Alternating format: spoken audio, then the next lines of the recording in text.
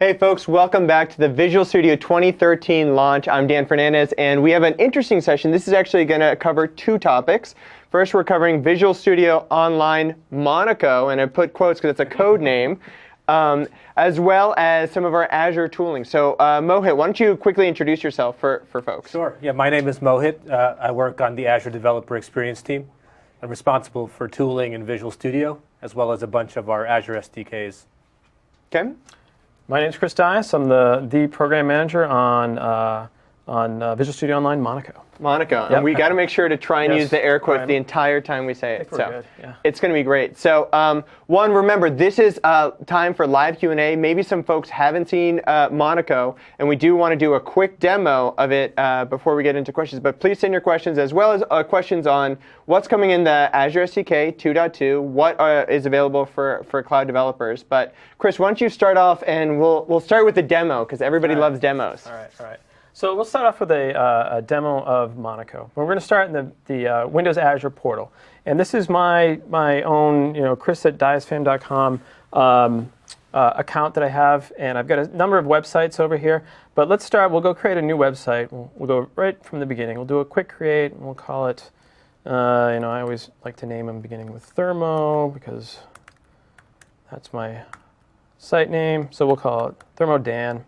And we'll create it in West US, and we'll just go create a website. Now, the reason I'm creating this website is because I want to start from scratch with the whole process and show you what it looks like when you're coming up into Azure and you want to start using Monaco. Another reason is, sometimes you don't want to edit your production website live, and so you want to create a site which is kind of like a companion or a development site where you're going to go and do your work. And let's see, we're getting some feedback here. Let's just refresh the page and make sure that our site gets created. We got a little bit of limited feedback on there. Do you know what? So what we'll do is actually have Mohit live debug from the portal. F5. We just had to refresh the page. That's fine. So It worked on my machine. So we created ThermoCloud Dan, and the first thing we have to do is actually go turn on editing for Monaco. The reason is we didn't want to make it so that every website, all of a sudden, boom, there was an editing endpoint that you could go at. So you want to make a conscious decision. So you can go to the Configure tab in the portal for that particular site. And if you scroll down here, you can see there's a link that says Edit in Visual Studio Online. And we'll turn that on. And once we do that, we can save the configuration to the website. And that'll update the site for us. And once that's done, we can go back over to the dashboard. And what that'll do is give us a link to edit in Visual Studio Online. All right? So once you turn that on, that link will become available. And when I click on that, I'll get prompted for some credentials. And these are my deployment credentials that I can set up for the site. I get that right. And then we'll get prompted for that, and then we'll end up in the Monaco development environment for that particular website. So what's interesting about it is if you look at the URL, we're actually on the website. We're just at the SCM endpoint. And we're actually editing the www root, the live endpoint of this particular website. So if I go run this site that we just created, what's going to happen is you're going to get the standard empty Azure website page, right? And you can see that that page is over here. Whoops, that's my other one that we'll jump to. But you can see that's the page. This is the default page that you get when you create a site in Azure. So it's not very interesting. So let's just go and delete this page. So we'll right-click and say delete. And we'll create just a new simple page just to kind of show you how easy it is. We'll call it index.html. That creates a new file in the website. And we'll press Control Space. We have some snippets in here to get you started. So we'll do an HTML snippet. And this is the title. And we can tab through the fields just like you can in Visual Studio. And we'll say, hello world. Right, the very most simplistic 1980s web page. And just get rid of these lines. And what's cool is I can press Control-7 and we'll comment them out. Now if we go back to the same page that we had before and we refresh the page, come on. You can see that now we're actually editing our site live in Monaco. And so really, we're not going to go create an entire website from here. What you can do is actually bring your code in. And we have support for bringing code in through Git. I can come in here and I can connect to my Visual Studio Online account. And if I have repositories over there that are in Git, it'll enumerate them, and you can choose one, and we'll clone it into the website. I can paste in a Git endpoint from any place that's public, and I can bring my code in that way. I can upload files. I can zip them up and bring them up in that fashion. So we don't want to watch the whole clone process happen. So we'll go over here. I just have another website. It's on the same subscription. So if I go back, it's my ThermalCloud Dev site, which you can see now I'm in ThermalCloud Dev, and we're all in sort of the same place. And the first time you start the environment here, you would get a quick start where you can kind of learn about the IDE. You can jump to Channel 9 and see some videos on how to get started and things like that. But over on the left-hand side, now we have the full set of files that are in my repository for this particular website. So now if we browse to this site, you'll see that this is the little application that I have that sort of controls my house. Mm-hmm. So I've been building this for a while, and it's kind of an easy site to sort of understand and work with, right? Like everybody understands like thermostat and lights and all that stuff. So that's the site that we have. So we can go in here and we can start to make modifications to this site. It is a Node.js site, so server.js is kind of the starting point in this application. And you can see we've got some standard JavaScript in here, but if I come in and I say var, not var, if I just say like express, I hit dot, and I get IntelliSense. And I'm getting IntelliSense actually on the Express framework for Node. And the reason that we're able to do that, like it's rich IntelliSense. You get methods, interfaces, classes, you get JS doc comments and parameter tips and all that stuff. Awesome. The reason we get that is because we actually have a link, a / reference link to express.d.ts. Now, express.d.ts is a TypeScript declaration file. And all that does is define what the shape is of the Express framework in Node. And so there's a project out on the web, it's called Definitely Type, where there's tens, maybe even 100 now, different TypeScript declarations for popular frameworks in JavaScript. And you can bring those into Monaco, and once you do that, we can then offer up great IntelliSense experiences for those libraries. And so that's why we get great IntelliSense for Express and HTTP and every other thing that you can reference that way. So from there, what else can we do in here? So it's just standard JavaScript, great IntelliSense experiences. We have validation. So if we hover over the word, the variable chat here, you can see it's an unused local variable. And if I say chat dot, I get IntelliSense for that because that's a common JS module. And we'll get rich IntelliSense there. And then, of course, our validation will be rectified.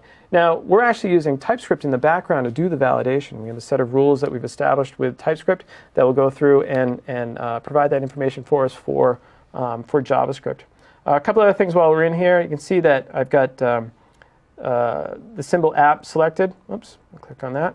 And there's a couple interesting things. Because we're using TypeScript, we understand the structure of this particular file and the usage of this. So any assignments are colored in orange, any reads are colored in yellow. I can do things like right-click on here and say, rename symbol, and we'll actually go into rename mode or multi-cursor editing for this symbol, and we can say application, right? So we can do editing across the entire file. And it's symbolic, so it's editing it in the right place across the file. It's refactoring as opposed to just find and replace. Exactly.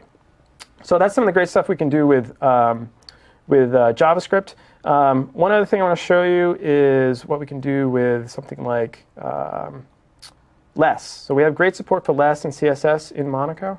And so if you bring up a less file, you can see that we actually put the colors in line. I can come in here and type in like red, and we'll automatically bring up the colors for you. You can even do pound 112233, and we'll figure out what color that is. It looks like black to me.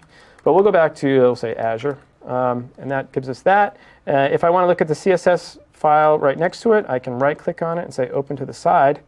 And, oops, I clicked on it first, but I can have multiple files open side by side, and I can even drag them around, so if I want to reposition them. Cool. If I want to open up my HTML, my CSS, and my JavaScript, I can arrange them in the appropriate order. So I get great experiences in here. If I want to compile my CSS or my less, I can go to the console, and we have a bunch of built-in functions in the console that you can run. So you can do express things, jig, all sorts of interesting things, including running the less compiler, things that you installed from NPM. You can run that from the console. And the last thing I want to show you is our support for source code control. So we use Git for backing up our files, And so we made a bunch of changes so far. Like if I click on server.js, I can scroll around and actually see side by side the diffs that the changes that we've made. I can actually even go into inline view, and you can see them that way. If that's a preferred method, you can navigate between them. And what's interesting is actually with Visual Studio Online, if you go to your repository and you look at your sources there, your changes, the same editor that we have here in Monaco is used over in Visual Studio Online. I can go and commit all my changes, just one, Dan demo, and just hit enter, and boom, we'll commit them. And then I can just push it back to my endpoint when the commit is done. And if I have continuous delivery set up between my development repository, my source code repository, and my development site, it'll automatically push off to production and update my website live. So that is a very whirlwind tour. That is the quick and Monaco. dirty. Awesome. Yes. And it worked. Yay. No fear, no fear. There you go. All right, so I'm just moving this stuff over here. And remember, this is our chance to get live Q&A. So for folks, as you have questions, please feel free to ask some questions. I got, I think, the live teleprompter going on here, so we should hopefully get some questions in. But just while we're on the topic on Monaco, you mentioned support for server-side JavaScript, client-side JavaScript, CSS, HTML. Is there other things, or obviously TypeScript? TypeScript, PHP support. Okay. TypeScript is interesting. You can do TypeScript. If you want to actually do the compilation, you can do npm install of TypeScript, and then you can run the TypeScript compiler from the console. We have PHP support, so if you go create a WordPress site or something in Azure, you can do all the PHP. You can do managed code, ASP.NET, VB, and C# web applications. You can go to the console and execute MS Build to update your binaries. So I can actually, potentially do my Hello World console. Well, let's say it was an ASP.NET application, so response.write Hello World. Exactly. And get IntelliSense on it. Well, you get statement completion. You get textual statement completion. What we don't have is a language service that runs in the browser that can give me IntelliSense for managed code. So you get, basically it's whatever text is in the file, which actually over time, as more and more things get in the file, it becomes more and more accurate. Okay. But you can compile that. You can run MS Build at the command, the console, and then you can run your site. Yeah. Okay, very cool. And you mentioned this is actually in Visual Studio Online as well. And there's some other sites that are using this, right? So, yeah, the basis of Monaco is there's a rich editor that you can see, obviously, in the workbench. And that editor is actually used in a number of different properties that are coming out of Microsoft. So if you have a SkyDrive account and you have source code stored in your SkyDrive account, you can create new source files and you can browse them. You're going to use the Monaco editor to do that. If you're in the Azure portal today and you're creating Azure mobile services and you want to write some APIs or some CRUD scripts, that's the Monaco editor. The workbench is also hosted in the Office 365 tools, a codename Napa. So we've shipped that actually quite a few months ago now. So that's been out there. There's a number of research sites. And in fact, actually the F12 tools that ship in IE actually use the Monaco editor. That's sweet. For debugging, yep. So people listening, they love the, say, IntelliSense statement completion, etc. If I wanted to include it on my site, and is there a third-party story here to include Monaco on my website? There is not a third-party story yet. Okay. Oh, I like that last part. That was great. Yes. Okay. So they will email you directly, and we do have some questions coming in specifically on Monaco, so I'll just cut to this one. All right. Dan asks, is Monaco only for Azure websites, or could I use it for a desktop app that I have hosted in TFS? It is only for Azure websites. Okay. So what's actually happening is your Azure website has Monaco as a part of it. We went to the actual Azure website that you're working on and opened up the tools for that effectively. And the changes that we made were against www-root. It's the live editing of that site. Sure. And so you're actually working off of that website. There is no concept of it working locally against something on your machine because the server and the services behind it are actually running in Azure, in your website. Right. So yeah, for desktop for sure. Yep. Now Frank asks, and this is actually a very interesting question. How do you debug in Monaco? So I have my script, maybe for loop in JavaScript. How would I? Can I add a breakpoint? Is there any concept of that? So there's no debugging support in Monaco today. I'm not sure when, if ever, we will put debugging support on it. Okay. It's something clearly that we all want and kind of need, but we want to see how it evolves over time. And is it fair to say it's kind of the same way you do it today, which would be use some of the browser tools? You use the browser tools for things that are happening on the client. Of course, you can use Visual Studio. And actually, you can probably talk about this better now that we support debugging in Azure with Visual Studio. I think that's the preferred method for this. Yeah, I can add to that. So as you mentioned, the demo he just showed was actually hosted on an Azure website. So with the latest Azure SDK 2.2, you can now remote debug your Azure website right from inside VS. And if you think about that for a second, it's kind of crazy because an Azure website is a shared hosting environment. Right. But we've done all the magic so that you can actually attach a debugger from within VS to websites and be completely isolated from other websites running in the same tenant. And the experience is really streamlined and really simple. Remote debugging is magic. Let's the fact that I'm able to. There's some Azure website going on, and it's in Asia or something, and I'm all of a sudden getting data back from it. It's total magic. Yeah, So- and we worked to make the experience really streamlined. So if you've used the Server Explorer in Visual Studio before, there's a node for websites. So simply I right-click the website I want to debug, choose Remote Debug, and all the magic happens under the covers for me. So the debugger gets started, the endpoint gets opened, Right. and the attach happens for me, and I'm debugging against my Azure website right from within VS. Yeah, just taking a step back, like obviously remote debugging is like a huge feature that folks have been wanting to do in Azure. But what are some of the other things in 2.2 that, I'm an ASP.NET developer, why do I care about the Azure 2.2 SDK? Yeah, there's a number of new features in Azure SDK 2.2. I'd say generally they fall in the theme of making it a lot easier to connect Visual Studio with your Azure assets. Okay. And why is that interesting? Well, it's interesting if I want to quickly publish my app from VS to the cloud. It's easy, it's useful if I want to use Server Explorer to maybe seed some data in storage. So there was a lot of friction towards getting all of that set up in prior releases of Azure and prior releases of VS. We've tried to make that much easier in 2.2. So the first feature is sign-in. And you say sign-in, like that seems like the most obvious obvious thing you need to do to get started.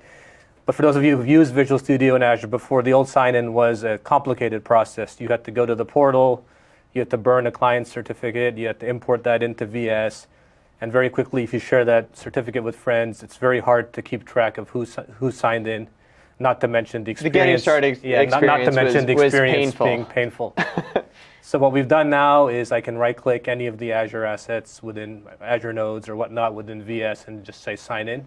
And I can either use my Microsoft account, or the cool part if you're an organization is you can use your org ID as well.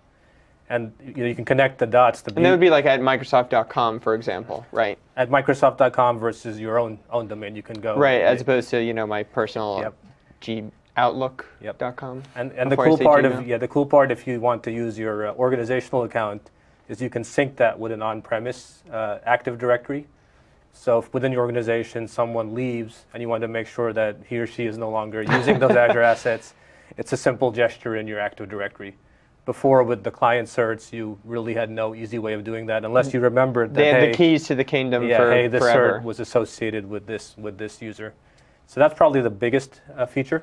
Yeah, I think one of the coolest things and surprising to me was MSDN subscribers get $150 a month to spin up and use on Azure as they'd like. And a number of these folks don't even use the benefit. Like you have $150 for whatever you want to do a month. And it's a huge benefit that isn't being used by customers. And it seemed like the MSDN benefits actually kind of auto unlock. So if you are just upgrading the 2.2, is that a fair assessment? That's absolutely correct. And you no longer need a credit card as well. So if you sign in with the account associated with your MSDN, you're good to go, and the benefits automatically are That's enabled. fantastic for somebody with credit rating problems like Chris. So that's definitely going to be a useful feature. So that's definitely cool. And again, feel free to send us questions on Azure SDK 2.2 features. So what other stuff was sort of top of mind? Yeah, so we spoke a bit about remote debugging, but just to kind of complete the story there, remote debugging is supported now first class for both cloud services and websites. The experience for cloud services is very similar. You can, with cloud services, I can either right-click my entire web role. So let's say I have 5 instances of my web role running. I can right-click the entire role and say, hey, I want to debug. And if any of my instances hit that breakpoint, VS will break for me, which is kind of nice if you're not able to pinpoint which instance might, because it's behind a load balancer, which instance you want to pinpoint. So what happens if, let's say we have our page load event, have a breakpoint, there's five roles out there, a customer goes, that breakpoint hits, my debugger pops up. But what happens to the customer who's on the other side that made that request? Like, how does that happen? Right, so you have the option to take an instance off of the load balancer. Okay. So that's an important thing to understand. So if you know exactly which instance is misbehaving, you can right-click the specific instance and say, hey, I want to take this off the load balancer before I attach a debugger and potentially break the experience for a customer. You know, the opposite case you talked about, sure, maybe I attach to the role as opposed to a specific instance. But as soon as an instance gets pinpointed, I have the option to say off the load balancer, so my customers are not impacted. Okay, very cool. Yeah, so it's the customer. You probably don't want to do that, No. say in production, force everyone down. I mean, we recommend this pretty heavily as part of your dev lifecycle. For sure. I think all the usual disclaimers apply about using remote debugging for production. You know, in many cases, it's really not the right thing to do. Right. The I debug in production should Yeah. be a joke, not Yes. not a way of life. So we do have some questions. So and again, we are trying to stump both Chris and Mohit here. So this one is a pretty easy one. It's for Chris. Howard asks, what are the key scenarios for using Monaco? So when would I want to use it? Like, am I going to take over all my development now online in a browser? What are some of the key scenarios? So I think there's sort of 2 main scenarios. One is sort of getting started, right? So you can go and quickly spin up a website and get started building it.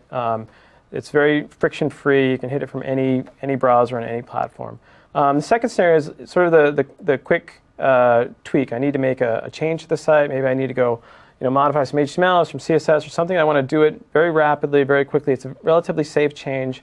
And maybe I don't have access to my desktop. I can come at it from any machine. Or maybe I'm in the middle of some other big thing and I want to go make this tweak. So instead of changing context, you can just go to the site, turn it on, make that change, and push it off to production. So those are the 2 big scenarios that we see today. Okay. And a related question from Diego Fernando Trujillo. I hope I got the name right. Hi, I want to understand the main advantage having code on VS Online over having code on VS Desktop with TFS like central repo, for example. So in some cases, people are thinking one or the other, but it really, do you want to kind of answer that?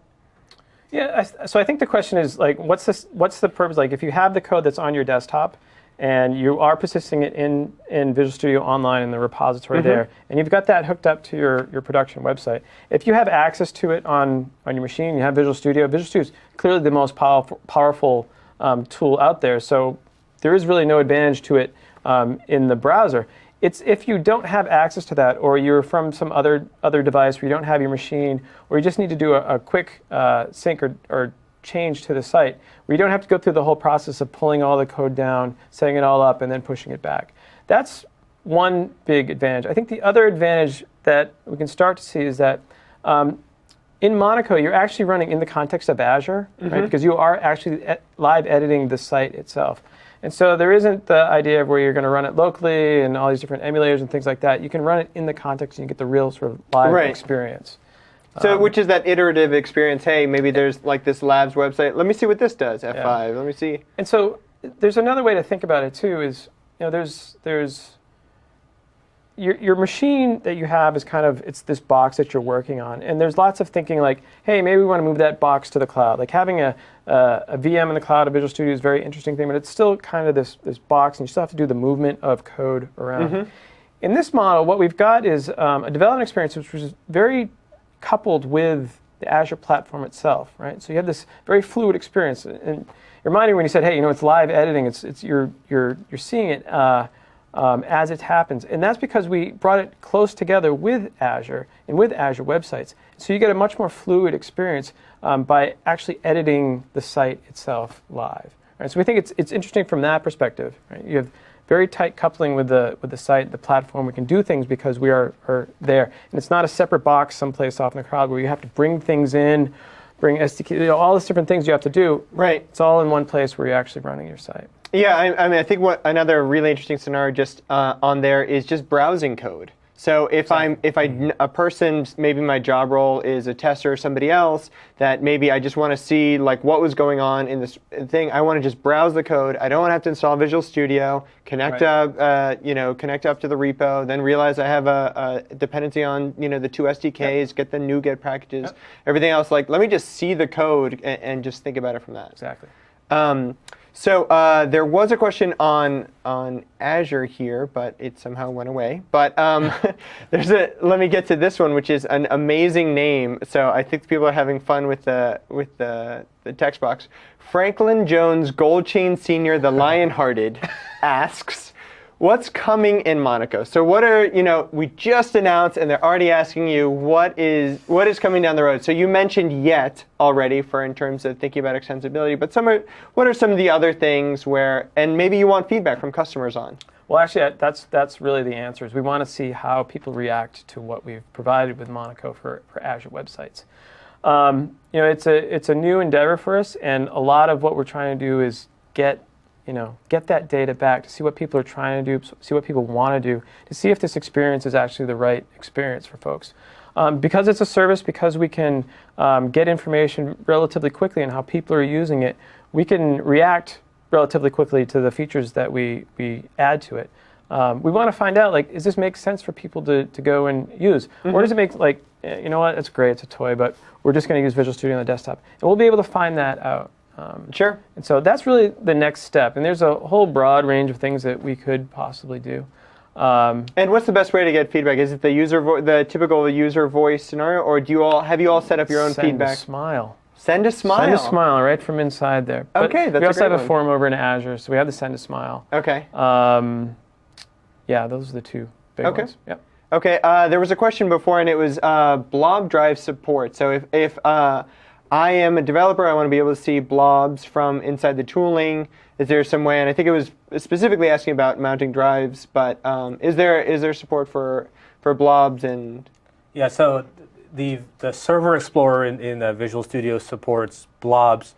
So that lets you do things like enumerate blobs, list blobs, and it does have, I think this is what the question's alluding to, there is some support for certain file types. Okay. Like you can double click on a JPEG and have the right thing happen, those kinds of things. Okay. There's no tooling currently in VS for double clicking on the blob drive and having the intelligent, kind of intelligent thing happen, like the VHD be interpreted. So that's a great suggestion, and please feel free to follow up with us, and that's something we can certainly explore. Yeah, and the questions here back was from Tim. Is there anything new with respect to attaching blobs as drives? So really, it seems like the new thing is the Server Explorer lighting up. Is that? With respect to the VS tooling, that's correct. Right. Yeah, obviously, there's Azure features both in cloud services and VMs, where you can upload a VHD to blob storage and attach it as a data drive. So that support is there, but there's no specific VS light up for that right now. Okay, great. Nicholas Peterson asks, Core's support for blobs seems to be held up. Is this really close to release? Yes, I want to be a little bit careful because I'm not on the storage team that's delivering. We're not careful, so if you want to be, that's delivering fantastic. that feature. But yeah, So. it is very close. It's very close. We know it opens up tons of scenarios for customers who maybe want to use storage assets from client apps within the browser. And for folks who aren't familiar with even what he's asking, core support for blobs, what's the idea there, and what's the customer benefit? Yeah, so the idea is I want to access a blob let's say I'm doing an app in my browser, and I'm doing a modern single page style app, and I want to directly access the blob from my browser without having to go through a proxy or go through a mid-tier. A lot of reasons why that makes sense. Performance is one of them. Sure. So Core is, because typically your blob URI is going to be different than the URI that's serving up your web page or whatnot. CORS is a technology that makes it possible to do that in a secure way. So I can download blobs, the whole interact cross-domain thing. cross-domain. So Sure. I can download blobs, interact with blobs directly in my browser without having to deal with building that mid-tier. Okay, awesome. Now, Jeremy Hilder asks, any plans to add SaaS support? To Monaco. Sure. It is currently in development. Okay, that's a great answer. So we have less, obviously, and these are enhancements for folks who are doing a lot of web development. Yeah. Do you want to just kind of, I guess, give the quick less or SaaS for folks who maybe don't know? Yeah, so like less and SaaS, they're kind of like programmatic ways to do CSS. So you can like create variables, and they get factored out through the entire CSS file when you compile it. So they're pretty cool in that perspective. And then they have an AST, so we can do interesting things, or we can build up an AST for them, so we can do interesting things like rename, refactoring, and go to definition and things like that. So we actually have a new guy starting on the team, and his first project is to go and build the I hope he knows this, because it would be terrible for him to find out during a live. P.S. We need that yesterday, and a customer asked for it in the live event. So that's awesome. Hugh asks, will Monaco work in a staging environment? What is a staging environment? That's the question. So if let's say I have a production and staging, can I point it to staging, maybe do iterative live changes there, and then actually deploy? Or is it, because you were mentioning some of the production where you may not want to edit production, is it possible to point it to a staging? But in Azure websites today, there's no concept of staging. You'd probably have to copy it. Yeah, you have to go and say, okay, this when you're is talking my staging the past environment. it's very easy to have a staging in production because you're doing this swap. Yeah. So you kind of define, okay, this is my staging one. And since it's an Azure website, it works there. But there's no concept of staging or production in Monaco. It's just working against a website. And we were talking about Windows Azure websites versus PaaS or WebRoll websites, or whatever the word is. Windows Azure websites only. Yeah, so you all are looking to add support for that in the future, or it's something you'd want customer feedback on? We'd want feedback on that, yeah. Okay, Yep. Fair enough. Stan asks, will Monaco be used as the source viewer editor in the TFS web access? So the editor today that you see in TFS Web Yes. Visual Studio Web Access is the Monaco editor. So you all have done the work, and Stan is unaware of this. Well, maybe what Stan is asking is whether or not you'll be able to use the Workbench environment for source code browsing in Visual Studio Online. And so we think that's a very interesting experience, and so we're definitely exploring that idea. Cool. So. Very cool. I like when I hear exploring, and not knows. HA asks, is there SharePoint development support in Monaco? So I'm a SharePoint developer. I need to make, say, a CSS change. Is that something that's supported, or something that you also are looking at? So no, we haven't thought about that one too much. It's very much focused on just your plain vanilla Azure website. Okay. So. And as you can see, you're getting demands from all sorts which I think is great. Yeah, absolutely. Tim asks his question on SDK 2.2. Will folks on VS 2012 be able to open projects with Azure SDK 2.2, or is it for VS 2013 only? No, Azure SDK 2.2 is supported on both versions of VS. So really two ways to answer that question, but the short answer is, as long as you've installed Azure SDK 2.2 on both versions of VS, you should be fine. You can create it in VS 2013, open it up in VS 2012, or vice versa. Now, just one caveat I wanted to put: there's a lot of things are NuGet packages nowadays. So when you say Azure SDK, if you're using like the storage client library, in that case, you don't even need the Azure SDK per se. You can obviously just take your package, your project, the NuGet package, open it up in the prior version of VS, even without the full Azure SDK install. Cool. All right, hopefully this one is an easy one, which is by Steve. Where is the best place to start when beginning Azure development? Good question. I'd like to think it's easy. It wasn't necessarily easy in the past. But the best place to start is windowsazure.com. And when you go to windowsazure.com, there's a documentation center. So click on documentation. Within documentation, pick .NET, and there's a bunch of getting started articles. I did see a bunch of videos. Both the Channel 9 Yep. folks have been posting videos sort of step by step. And it really depends on what you're looking to do in Azure, just because Azure is so large and sometimes it's even hard to grasp all the different things you could do. Azure is there. very large. You know, if you're truly are getting started for the first time, like you and I have talked about this Right. in the past too, I think Azure Websites is a great place to get started. And then from Azure Websites, you can then blossom. You choose other services from there. Yeah, pay as you go, maybe add some SQL Server, maybe Yep. some storage, and so on. One of the things folks may be watching this are saying, hey, I'm not a web developer. This isn't really relevant to me. We got some questions on desktop. What about mobile developers? Like, why would a mobile developer, say, whether it's iOS, Android, or care about Azure just in general? Yeah, that's a great question. So, what we're finding is when people say mobile nowadays, it's really two things. It's my mobile front end, which is how it projects into iOS or my Android phone, but it's almost always a back end. If I'm doing a game, I need to keep a leaderboard. If I'm doing some kind of productivity app, undoubtedly I have to back some data on the server. So it really is mobile plus a backend. Right. And Azure has a very unique offering for that backend piece. It's called Azure Mobile Services. And really what we've tried to do is what are all the common things that you do when you do a mobile backend? And rather than having you recreate that from scratch, what if we just put that into a service? So some of the really cool things provided by Azure Mobile Services, simple data as a service. So if you want to do tables supported for you, authentication.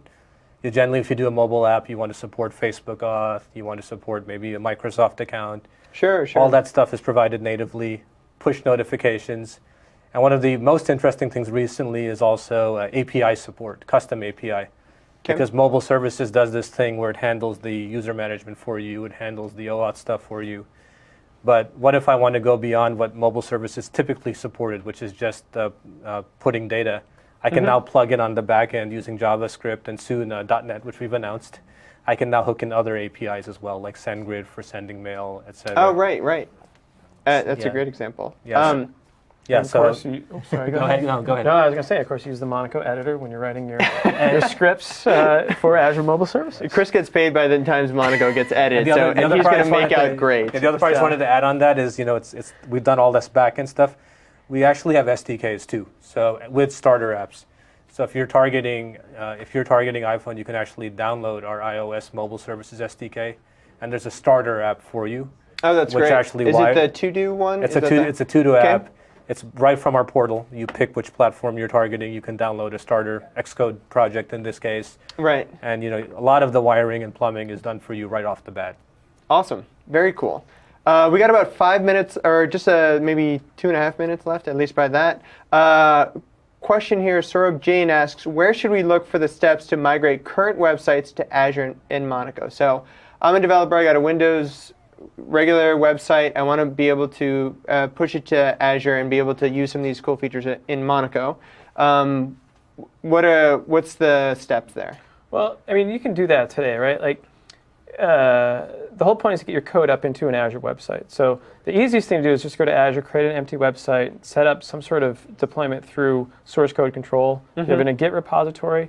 The portal in Azure will give you the Git clone URL endpoints, and then you can just add that to your local enlistment and then push it right up to Azure. And once the source code is up there, then Monaco is available for that site. Like Monaco is always available next to the site, and so it's just a matter of really getting the source code into there. And so how do you get it in there?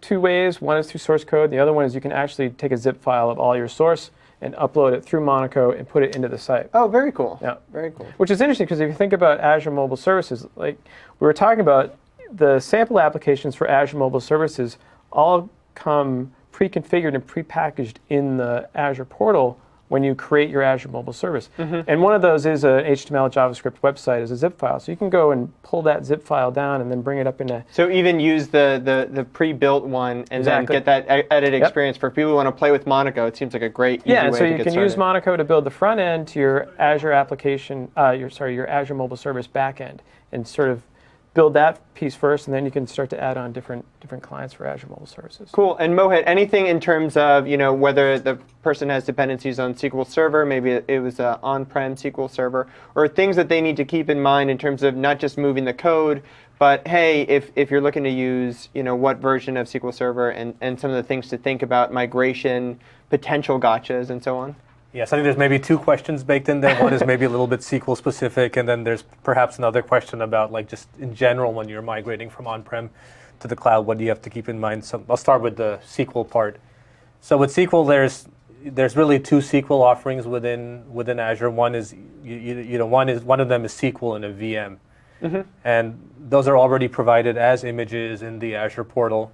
So if you find the version of SQL that you're familiar with, you happen to be using on-prem, it's the same version. The learning curve is really low. It's the same SQL server you would run. It's the same thing. It's just in a virtual machine on the cloud. Yep. And there's also a SQL as a service offering. It's called Windows Azure SQL Database. And the nice thing about that is you don't have to manage the database at all. At least the OS, the connection between the database and the OS, you don't have to manage at all. Right. It's SQL as a service offering. There's a different set of considerations around scale and planning that go into Windows Azure SQL Database than SQL Server, so that there may be a bit more of a learning curve just because it's a bit different. But once you get past that, the amount of ongoing management you have to do will be less than managing your own SQL Server. Yeah, and in terms of feature parity, you mentioned the on-prem having parity with the VM, but the SQL as a service, there could be things, depending on what the website's doing. If it's just basic read updates, Yep. It could be fine, but there could be things. The protocols are both TDS based. They're very similar, but you are right. There are some cases, and they're documented on MSDN. There are certainly some things that aren't supported in SQL. It used to be called SQL Azure, and I have to say the proper name, which is Windows Azure SQL Database. Awesome. Yeah. Okay, so we're officially out of time. So Mohit, Chris, I want to thank you all. This was awesome for the launch Thank event. you. And thanks. We're going to have the next session coming up in just a minute.